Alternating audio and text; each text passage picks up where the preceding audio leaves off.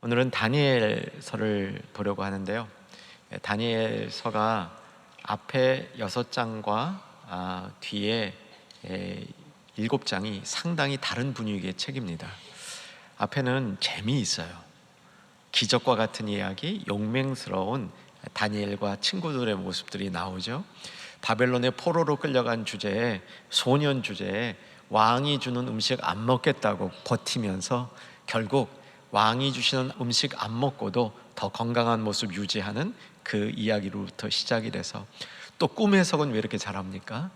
꿈 해석을 통해서 그의 능력이 인정받고, 신앙의 결단을 통해서 주변에 굴하지 아니하는 그런 삶을 통해서 다니엘이 기적과 같이 포로가 그 땅의 최고의 권력, 왕 다음의 권력을 갖는 그런 놀라운 약진을 보이는 이야기입니다. 근데 후반부에 가면 영 달라져요. 앞의 이야기하고는 전혀 다르게, 그러니까 7장서부터 시작되는 이야기는 이제 묵시와 같아요. 환상을 보는데 이 환상의 이야기들이 요한계시록과 매우 흡사한 그런 짐승들이 등장하고 여러 상징들이 나타나는 그런 책으로 바뀌어집니다. 이 전체 다니엘서는 주제가 이것이죠. 한 소수의 아주 작은 하나님 앞에 헌신된 사람이 거대한 세상의 나라, 세상의 제국, 그러니까 세속주의, 하나님을 찾아볼 수 없는 가치가 팽배하는 이 세상 가운데 우뚝 서 승리하는 겁니다. 안 될 것 같아요. 세상에 적응해야 살 것 같습니다. 그런데 그렇지 않다는 하나님의 이야기를 보여주는 겁니다. 이유가 하나님이 통치하는 하나님의 나라는 이 세상에 있는 나라보다 더 강성하다는 겁니다. 우리가 눈에 보이는 이 세상에 속한 나라, 대한민국, 혹은 이 세상을 지배하고 있는 그 세상의 권력, 영향을 받으며 살고 있는데, 사실은 하나님이 이 세상을 통치한다는 겁니다. 이 세상의 권력은 영적으로 하나님 아래 굴복되어 있다는 걸 보여주는 이야기입니다. 오늘 본문의 시작은 보좌로부터 시작이 됩니다. 9절을 보면 다니엘이 환상 중에 보좌를 보는 겁니다. 왕좌라고도 할 수 있겠죠. 왕좌이니까 그 보좌 위에 왕이 앉아 계시겠죠. 여러분, 하나님 보좌를 보기를 사모하시기를 권면드립니다. 그런 의식이 없이 신앙생활을 하는 경우가 왕왕 있어요. 내가 하나님의 보좌를 한번 보고 싶다, 이런 사모함이 없이 신앙생활을 하는 경우들이 종종 있는데, 여러분 보고 싶은 리스트 안에 내가 하나님 보좌 꼭 한번 보고 싶습니다, 이 마음도 들어갈 수 있기를 기대합니다. 성소 안에, 성막 안에 성소가 있었고, 성전 안에도 성소가 있었고, 성소 안에 뭐가 있었죠? 지성소가 있었죠. 지성소가 왜 중요하죠? 하나님이 계신 곳이잖아요. 보좌는 원래 하나님이 계신 것이고, 지성소는 그 그림자예요. 이 땅에 하나님이 계시는 모형을 만들어 놓은 거죠. 그러니까 하나님 보좌 보는 게 최고입니다. 저는 우리가 하나님의 보좌를 한번 경험하면 바뀔 것 같아요. 사람이 잘 안 바뀝니다. 그래서 사람이 바뀌는 모습을 면밀히 관찰해 보면 사람의 이 생각이 바뀌어요. 관심이 바뀝니다. 가치가 바뀌어요. 그럼 사람이 바뀝니다. 저는 우리가 하늘 보좌를 보게 되면 관심이 바뀔 거라고 믿습니다. 이 세상의 많은 부분도 초월할 수 있으리라 생각이 듭니다. 진짜 소망을 그곳에 둘 경우 우리의 삶이 근원적으로 바뀔 수 있다고 믿는 이유는 하나님의 보좌에 하나님의 영광이 있기 때문입니다. 하나님의 영광을 그곳에서 볼 수 있기 때문입니다. 성경 여러 군데에서 하늘 보좌에 관한 이야기가 나오는데, 오늘 본문도 그런 그 성경의 여러 구절 중에 하나입니다. 자, 하늘 보좌에 하나님이 앉아 계신데, 그 하나님을 칭하는 이름이 하나님으로 얘기하지 않고 야훼로 얘기하지 않고, 구절을 봐주시면 내가 보니 왕자가 놓이고 옛적부터 항상 계신 이가 그 보좌에 좌정하셨는데, 그리고 그분의 모습을 이렇게 설명하는 겁니다. 옷은 어떻고 머리는 어떻고 주변에 천천만만의 존재들이 그분을 섬기고 있고, 특별히 보좌에 불꽃이 난대요. 불꽃이.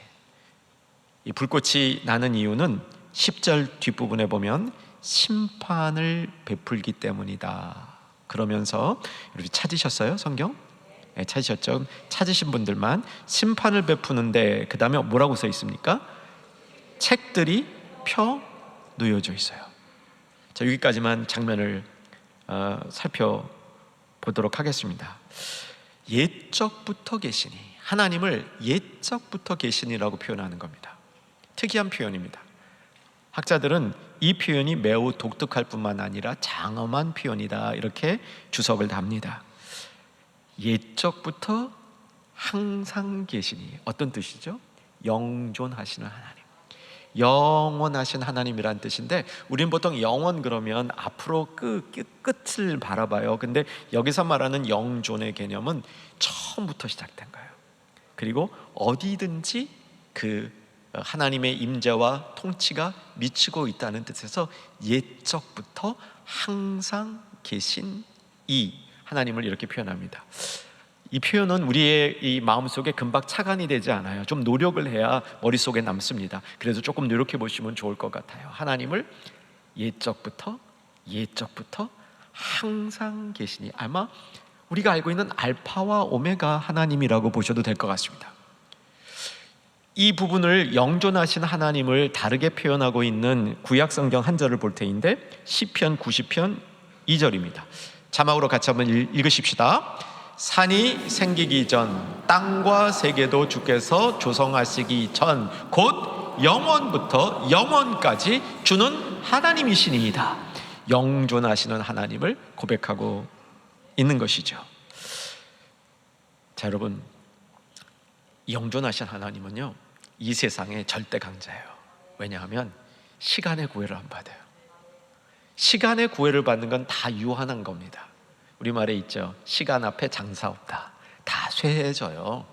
그런데 하나님은 그 시간의 구애를 안 받으신 하나님이라는 겁니다. 언젠가도 다니엘서 제가 설교하면서 말씀드린 기억이 있는데요, 다니엘서가 그 표현을 해요. 하나님이 이 세상 나라보다 훨씬 더 위대하고 강대한 하나님의 나라를 통치하시는데, 하나님의 통치의 그 핵심은 시간의 구애를 안 받아요. 영원한 통치라는 겁니다. 보좌가 있었습니다. 역시 보좌는 통치를 의미하죠. 우리는 통치를 주권의 개념으로 이해하는 그 성향이 있습니다. 맞아요. 통치는 하나님의 주권이 임하는 겁니다. 여러분, 한번 신실하게 고백할 수 있었으면 좋겠습니다. 하나님이 이 세상을 통치하신다. 나도 통치하시죠? 여러분의 인생을 통치하셔요. 주변의 모든 걸 통치하십니다. 우리의 신앙이 이 하나님의 통치의 근거 위에 쓴 것과 그렇지 않은 것 사이에는 그 견고함의 차이가 많이 나타납니다. 이 자리에 예배드린 모든 하나님의 백성들은 하나님이 통치하신다는 사실, 그에게 주권이 있다는 사실을 잊지 않는 성도 되시기를 주 안에서 소망하며 축복합니다. 하나님의 통치에 중요한 부분이 있는데 심판이에요. 여러분, 통치는 심판이 없으면 효력이 없습니다. 심판권자가 진짜 통치자예요. 심판권자가. 오늘 그걸 보여주는 겁니다. 옛적부터 항상 계신 이가 보좌에 앉아서 심판을 하세요. 그 심판할 때 책이 펼쳐져 있습니다. 심판의 대상을 볼 테인데 이제부터 어려워집니다. 심판의 대상이 11절과 12절에 나오는데, 앞에 문맥을 모르면 도대체 이게 무슨 말인지 이해가 되지 않습니다. 일단 제가 읽을 테니까 눈으로 따라와 주세요. 그때 다니엘이 환상을 보는 겁니다. 작은 뿔 하나가 있는데 이 뿔이 말하는데 목소리가 엄청 큰 거야. 그래서 이게 웬 목소리 하고 봤더니 목소리 큰 이 작은 뿔이 죽어요. 소멸이 돼요. 근데 이 작은 뿔이 앞에서 보면 짐승이에요. 짐승. 이제 그건 첨언을 조금 이따 더 해드릴게요. 자, 그런데 12절을 보니까 그 남은 짐승들은 죽지는 않았어요. 근데 권세를 뺏겼어요. 말씀드린 대로 하나님 나라의 권세 앞에 이 세상에 있는 모든 권세들이 그 앞에서 힘을 못 쓰는 모습을 보여주는 겁니다. 자, 이제 오늘 본문으로 읽지 아니한 7장 3절부터 8절까지를 볼 테인데, 성경 피신 분들은 눈으로 7장 3절부터 8절까지를 따라와 주시면서 제 얘기에 귀를 기울여보세요. 다니엘이 환상을 보는데 네 짐승이 등장합니다. 네 개의 짐승이 등장합니다. 첫 번째 짐승은 사자와 독수리 모양을 갖고 있고요. 두 번째 짐승은 곰, 세 번째 짐승은 표범 모양입니다. 네 번째 짐승이 제일 세요. 네 번째 짐승은 동물의 형상을 갖고 있지는 않은데 이가 천리야. 그래서 앞에 있는 모든 그 짐승들을 다 이기는 강력한 이 짐승이 네 번째 짐승입니다. 여러분, 짐승이 어떤 모양인지 외우실 필요 없어요. 외우실 필요 없습니다. 다만 이 짐승은 다니엘이 예언할 때 그 다니엘 시대와 그 이후로부터 나타날 세상의 강력한 나라들을 상징하는 겁니다. 거기에 로마 제국도 들어가 있고요, 알렉산더의 제국도 들어가 있습니다. 요즘으로 말하면 미국도 있고요, 그 이전에 세계를 다스렸던 세계를 주도했던 영국도 있고요, 그 안에 우리 역사로 말하면 징기스칸 이런 것도 있다, 이렇게 보시면 대충 맞아요. 세상을 지배한 강력한 나라들이 하나님 나라 앞에 아무것도 아닌 거예요. 여러분, 여기서 우리에게 주는 교훈이 있습니다. 우리가 하나님 나라 소속이에요. 우리가 세상 나라에 속해 살면서 힘없고 무기력하고 이 세상이 왜 이렇게 참 산더미 같은 거야, 이런 어려움에 처해 있는 성도님들 계시다면 다니엘 통해서 주시는 이 성경의 교훈을 우리가 받아야 됩니다. 하나님의 나라는 이 세상 나라를 압도하는 나라라는 거예요. 그 이제 네 번째 짐승이 굉장히 센 짐승입니다. 이제 여기 읽어보시면요, 아주 좀 오싹해요. 근데 이 뿔도 10개 달려 있어요. 뿔도 10개 달려 있는데 10개 달린 뿔 사이에서 조그만 뿔이 하나 나오는데 이 뿔이 막 엄청나게 커가면서 10뿔들을 정리하고 자기가 앞에 나라들 다 정리하고 제일 세지는 거예요. 근데 그 작은 뿔이, 여러분, 작은 놈이 커지니까 겁나는 거예요, 더. 그런데 이 작은 이 녀석이 하나님 앞에 꼼짝도 못하고 그냥 끝나버리는 거예요. 이게 그 환상의 모습이었습니다. 드디어 이 환상의 주인공이 등장합니다. 13절입니다. 13절은 구약 성경 전체 중에서 매우 중요한 구절입니다. 우리 13절 한번 집중해서 읽도록 합니다. 시작.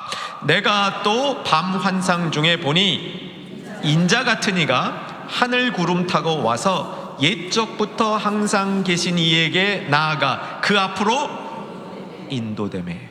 자, 이제 오늘 이 하늘 보좌에 두 인물이, 중요한 인물이 나타납니다. 하나님을 상징하는 표현의 인물이 옛적부터 항상 계시니, 옛적부터 항상 계시니. 근데 또 다른 인물이 등장합니다. 뭐라고 표현되어 있었습니까? 인자 같으니. 이분은 누구일까요? 예수님이 정답입니다. 구약에 나타나는 예수님이에요. 구약에 나타나는 예수님 중에 이렇게 생생하게 나타나는 표현이 또 있을까 할 정도로 대표적으로 구약에 나타나는 예수님이 인자 같은 이의 모습으로 나타납니다. 뭘 타고 오셨습니까?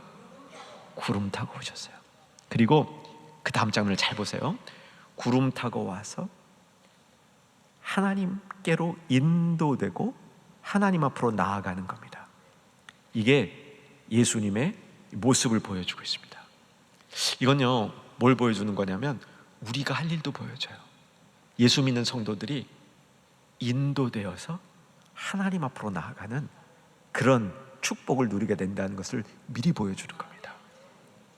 이제부터 조금 어려워집니다. 예수님이 자신을 표현하실 때 인자라는 표현을 썼습니까? 안 썼습니까? 쓰셨죠.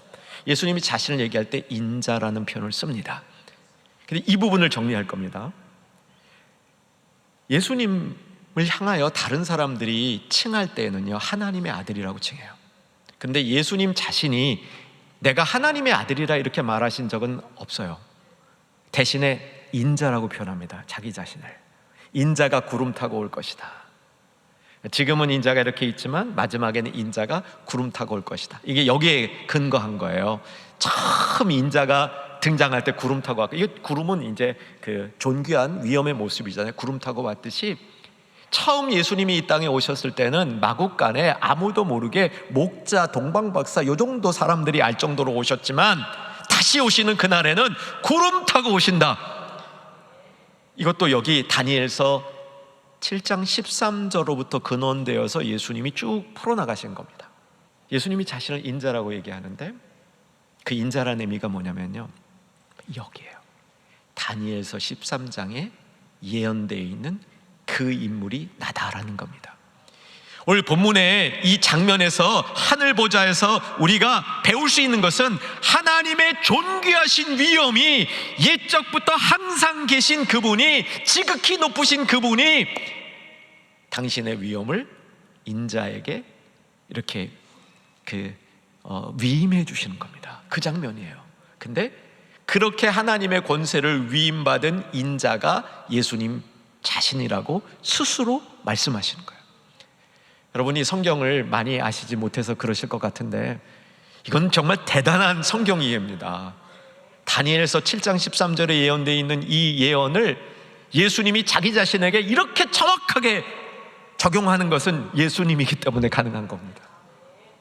여러분, 예수님이 인자라는 사실을 기억하시길 바랍니다. 그런데 이제 우리가 알아야 될 게 이거예요. 인자는 뜻풀이라면 사람의 아들이죠. 그래서 이제 하나님의 아들 인자, 사람의 아들 하나님의 아들은 신성을 뜻하고 인자는 인성을 뜻한다, 이렇게 하면 틀려요. 그렇지 않아요. 하나님의 아들도 예수님의 신성과 인성을 다 가지고 있고요, 인자도 예수님의 신성과 인성을 다 가지고 보잖아요. 다니엘서 7장 13절 보니 이게 신이지 어디 인간이에요. 옛적부터 계신 이 앞에 구름 타고 와서 그 모든 권세를 이양받는, 위임받는 이분이 어떻게 그 인간이에요? 신이지, 하나님의 아들이죠. 근데 그걸 인자라고 얘기한 겁니다. 그래서 예수님이 그 인자, 다니엘서에서 얘기한 그 인자가 자신이라고 말씀해 주시는 겁니다. 그런데 오늘 본문에 보시면 그렇게 모든 하늘 보좌의 권세를 위임받은 이 인자를 향하여 14절입니다. 자, 14절 잘 따라와 주세요. 그에게 권세와 영광과 나라를 주고, 누가 줬냐면 하나님 아버지가 줬어요. 모든 백성과 나라들과 다른 언어를 말하는 모든 자들이 그를, 인자 예수님을 섬기게 하였으니. 같이 읽겠습니다. 그의 권세는 소멸되지 아니하는 영원한 권세요, 그의 나라는 멸망하지 아니할 것이니라. 이게 이제 권한이 위임된 겁니다. 그런데 인자로 오신 예수님이 이 땅에 오셔서 모든 족속으로부터 섬김을 받으라는 권세를 주셨는데, 예수님이 막상 하신 일은 뭐냐면 그들을 섬겨주신 겁니다. 이게 성경이 주는 메시지예요. 원래 섬김을 받아야 될 예수님이 섬김을 받지 않고 섬겨주신 거예요. 구약에 예언된 것은 섬김을 받는 인자만 예언이 되어 있는데, 그 인자가 나라고 말씀하신 예수님이 자기를 섬겨야 될 사람들을 섬겨주신 겁니다. 이게 예수님의 이야기입니다. 놀랍지 않아요? 아름답지 않습니까? 멋지지 않습니까? 마가복음 10장 45절 보겠습니다. 마가복음 10장 45절은 신약 성경 전체에서 예수님이 왜 이 땅에 오셨는가 하는 목적을 스스로 밝혀주시는 가장 선명한 구절입니다. 왜 예수님이 이 땅에 오셨는가? 같이 한번 읽겠습니다. 인자가 온 것은 섬김을 받으려 함이 아니라 도리어 섬기려 하고 자기 목숨을 많은 사람들의 대속물로 주려 함이니라. 다니엘서 7장 13절을 정확히 이해하고 있어야, 그 내용을 알고 있어야, 예수님이 이 땅에 오신 이유가 정말 이건 기가 막힌 사랑이구나라는 걸 깨닫게 됩니다. 인자가 온 것이 원래는 섬김을 받아야 되는데, 다니엘서 7장 13절, 그런데 섬김을 받는 것이 아니라 섬겨주려 왔는데, 그 섬김이 사람들 기분 좋으라고 마사지 정도 해주는 게 아니고, 그저 위로 조금 해주는 게 아니고, 세상 살아가는 형편 좋게 해주는 환경 개선의 목적이 아니고, 자기 목숨을 많은 사람들을 위한 뭐요? 대속물로 내어 주려 하셨다는 겁니다. 이건 엄청난 사랑의 이야기죠. 우리가 왜 구원을 받을 수 있으며 왜 예수님이 이 땅에 오셔서 십자가를 지셨는지를 보여주는 성경의 오묘한 진리의 모습이라고 우리가 얘기할 수 있는 겁니다. 자, 이제 다시 다니엘서로 옵니다. 다니엘서로 오면 27절로 가게 되는데, 이제 27절을 잘 보셔야 됩니다. 27절을 보면 특징이 있어요. 인자가 없어져요.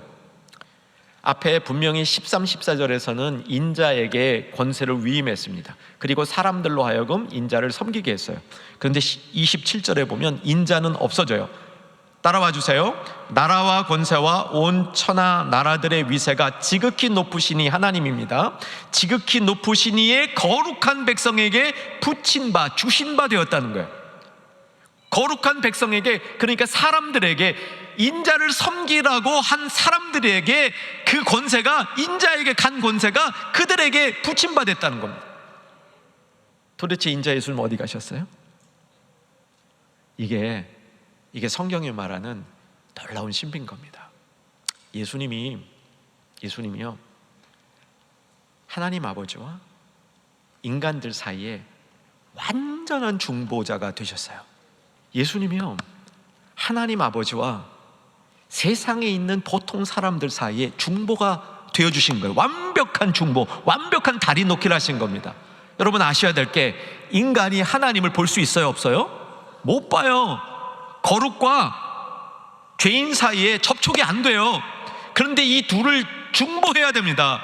예수님이 어떻게 중보했냐면, 하나님의 아들 인자, 똑같은 위엄을 위임받아서 그 위엄 권세를 가지고 인간의 편에 완전히 서줬어요. 인간의 편에 완전히 서주셨어요. 그래서 예수님이 거룩한 백성들을, 보통 사람들을 거룩한 백성 만들어가지고 그들의 대표가 돼서 하나님의 주신 그 위엄 권세를 받으신 거예요. 이게 예수님이 우리를 위해서 하신 일입니다. 감사가 저절로 나오죠.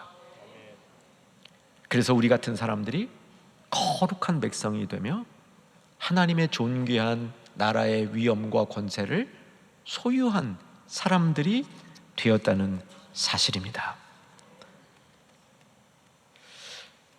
예수님이 이렇게 해주시기 위해서 우리를 섬기신 방법이 마가복음 10장 45절에서 보셨듯이, 그냥 우리를 섬긴다는 이 섬김이, 예수님이 섬기셨다는 게 우리 조금 기분 좋게 해주신 게 아니라 자기를 완전히 내어주신 거잖아요. 이 섬김의 모습을 본문 속에서 한 번 더 살펴봅니다. 심판이 있었을 때 세상 권세 가진 이 뿔, 이 짐승, 이게 다 멸망했죠. 그때 아까 하늘 보좌에 심판이 있었다 그랬죠. 심판할 때 옆에 뭐가 있었습니까? 책이 있었죠. 책이 펴져 있었습니까? 덮여 있었습니까? 펴져 있었죠. 이 책이 펴져 있는 내용이 뭐겠어요? 세상 나라 짐승 제국, 세상이 지은 죄들을 적어놓은 증거 자료가 그 책 안에 기록되어 있을 겁니다. 성경 전체에 하늘 보좌를 배경으로 해서 책들이 언급됩니다. 4가지 책이 언급됩니다. 하나하나 말씀드릴게요. 첫 번째는 여러분 아시는 책입니다. 생명책이에요. 그 생명책에 이름이 기록된 사람이 심판을 받지 않은 겁니다. 여러분 이름이 생명책에 기록되어 있는지를 확인하실 수 있었으면 좋겠습니다. 거기에 자신이 있었으면 좋겠어요. 내 이름이 생명책에 기록되어 있다는 사실을 여러분이 인정하고 그 사실을 귀하게 여길 수 있기를 바랍니다. 두 번째 책이요, 기념책입니다. 기억하기 위한 책이에요. 그게 이제 말라기 3장 16절에 나옵니다. 하나님이 우리의 생애들을, 우리의 삶을 이렇게 보면서, 내가 저의 좋은 점, 저 점을 기억하고 싶다. 안 잊어버릴 때, 나쁜 건 아니에요. 좋은 거를 기억해 주고 싶은 거예요. 여러분, 여러분에게 여러분이 행한 좋은 일들을 기억해 주는 사람이 있으면 고맙겠죠? 예. 사실 우리가 정말 신실한 삶을 살려면요, 남이 행한 좋은 일들을 잘 기억하고 그분들에게 그거를 감사하는 이런 표현을 해주면 정말 힘이 나죠. 세상에서 제일 예쁜 말 중에 하나일 겁니다. 이런 말이, 하나님도 우리가 한 일들 중에서, 우리가 그 한 말 중에서 정말 하나님이 요거 내가 쟤 참 예뻐서 기억해 두고 싶어 하는 것들을 기억하신다는 거예요. 그걸 적어놓은 책이 기념책이라는 겁니다. 말라기 3장 16절입니다. 언젠가 말씀드린 것처럼 저는 이렇게 연상합니다. 생명책의 이름은 딱 이름만 기록될 것 같아요. 그런데 그 생명책이 있는 내 이름에 딱 컬서를 갖다 놓고 클릭하면 기념책으로 간다고 저는 생각을 합니다. 기념책에 갔는데 좋은 것들이 많이 기록돼 있어야지 아무것도 안 기록돼 있으면 어떡해요? 하나님이 아무개에게는 기억하고 싶은 게 없음. 생명책의 이름은 기록돼 있으니까 구원은 받겠죠? 이건 좀 곤란한 것 같아요. 기념책과 반대되는 책이 행위의 책입니다. 기념책에는 하나님이 기억하고 싶은 좋은 내용을 기록한다면, 생명의 책이라는 세 번째 책에는 잘못한 거 기록해낸 책이에요. 겁나죠? 심판 때 아까 짐승 심판할 때 책이 펴져 있다 그러는데 저는 이 책이 행위의 책이라는 판단이 됩니다. 자, 행위의 책이 있다는 사실을 우선 성경에서 확인합시다. 요한계시록 20장 12절입니다. 같이 읽죠. 같이 읽겠습니다. 시작. 또 내가 보니 죽은 자들이 큰 자나 작은 자나 그 보좌 앞에 서 있는데 책들이 펴 있고 또 다른 책이 펴졌으니. 여기까지만. 지금 다니엘서랑 매우 비슷하죠. 보좌에 심판받는 겁니다. 책이 두 권이 펴져 있어요. 책이 두 권이 펴져 있습니다. 곧 생명책이라. 하나는 생명책입니다. 또 하나 책이 있어요. 같이 읽으셔야 됩니다. 시작. 죽은 자들이 자기 행위를 따라 책들에 기록된 대로 심판을 받으니. 이게 행위책이에요. 우리의 한 잘못들이 기록된다는 겁니다. 자, 이제 다음 질문 드립니다. 이 기록된 우리의 죄나 허물들이 지워질 수 있을까요? 없을까요? 믿음대로 됩니다. 있어요. 이게 지워지지 않으면 곤란하죠? 근데 이게 지워져요. 이거를 지워지는 일을 예수님이 하신 섬김이라는 겁니다. 예수님이 십자가에 대속하신 그 일은 바로 이 우리의 행위의 책에 기록된 잘못들을 지워주시기 위함이다. 이렇게 이해하시면 될 것 같습니다. 저는 이걸 이렇게 한번 연상해 봤습니다. 요즘에 이제 컴퓨터들을 많이 쓰시잖아요. 컴퓨터에 조금 이렇게 입력창에 보면 회색으로 옅게 표시된 글자들이 있어요. 거기 이제 뭐 길자가 있어 읽을 수 있어요. 근데 거기다 입력창에 입력하는 순간 그거 없어져요. 저는 이거 같아요. 무슨 뜻이냐면 우리의 죄가가 행위의 책에 다 기록이 돼 있는데 우리가 입력을 해. 하나님 잘못했습니다. 회개합니다. 예수님 이름으로 용서를 구합니다. 하나님 앞에 우리가 돌아와서 회개할 때 회색으로 기록되어 있던 글자들이 싹 없어지는 거예요. 여러분, 성경에 보면 우리의 죄를 사해 주신다는 표현과 함께 우리의 죄를 도말하여 주신다는 표현이 있는 거 아시죠? 도말이 뭐죠? 지워주는 거예요. 1회 있어요. 지워주시는 거예요. 있던 거를 갖다가 지우개로 지우든 뭐 쫙 긋든 없애주시는 거예요. 그게 도말이지 않습니까? 우리의 죄가 도말된다고요? 안 된다고요? 도말돼요. 확인합시다. 이사야서 43장 25절 읽습니다. 나 곧 나는 나를 위하여 내 허물을 도말하는 자니 내 죄를 기억하지 아니하리라. 이게 하나님의 구속의 역사입니다. 예수님을 통한 구속의 역사가 우리의 죄가 도말되어지는 역사입니다. 자, 마지막 질문 드립니다. 우리의 죄가 사해진 게, 우리의 죄가 도말되어진 게 예수님이 십자가에 달리셔서 죽을 때입니까? 내가 회개한 때입니까? 조금 어렵죠? 언제일까요? 개혁주의, 우리 교회가 속한 교단이 따르는 신학적인 노선이 개혁주의입니다. 개혁주의에 의하면 인간의 모든 죄는 예수님이 십자가에 달리실 때 다 도말되었어요.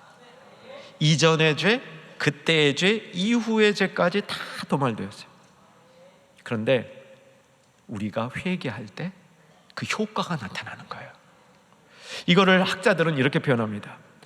예수님이 십자가에 돌아가실 때 죄가 사함받았다는 것은 은행에 내 잔고에 엄청난 돈이 들어왔어.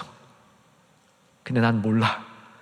안 쓰고 있다가 회개할 때 그 잔고가 있음을 알고 그 잔고에 있는 돈을 인출하는 것과 같다.